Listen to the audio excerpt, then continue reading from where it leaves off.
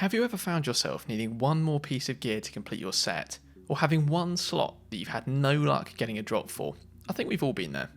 I wanted to put together this guide for those of you who want an alternative to farming the same bosses over and over again.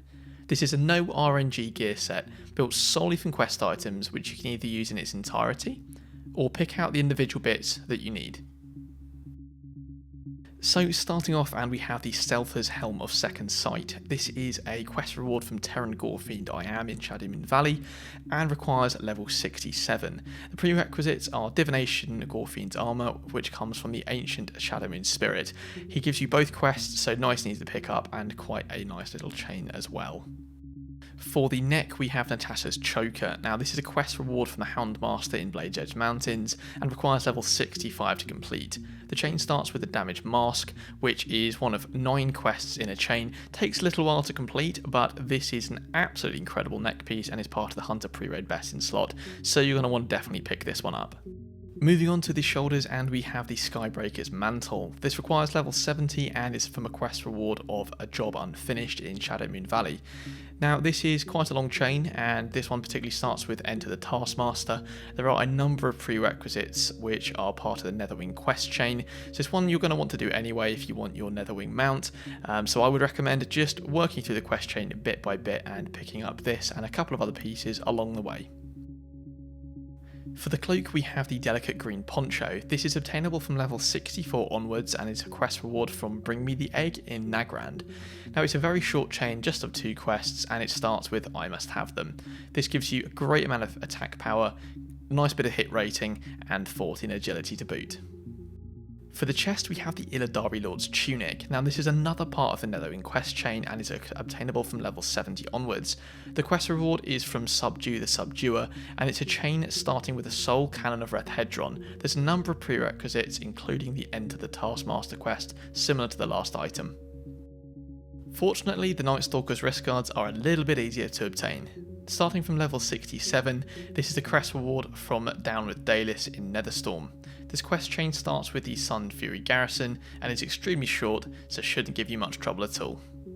For the weapon, we have the Jeweled Halberd, which is a polearm with a whopping 78 attack power. This is a level 67 item and a reward from Kick Them While They're Down in Netherstorm. There is a prerequisite to this one, which is shutting down the Manaforged Koru. That is part of a larger quest chain in itself, and the quest which you get this item on is part of a longer quest chain too. You know that quest chain I just mentioned? Well, this is what you get at the end of it. This is a level 67 belt and is a quest reward from Turning Point in Netherstorm. Now, as mentioned previously, this chain starts with Kick Them While They're Down, and the prerequisite is the same, shutting down a Manaforged Koru.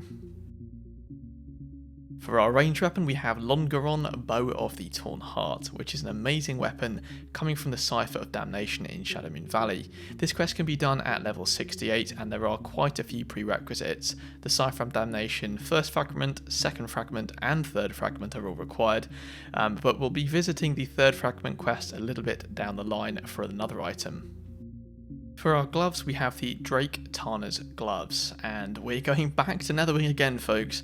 This is a level 70 quest and is from A Job Unfinished in Shadowmoon Valley.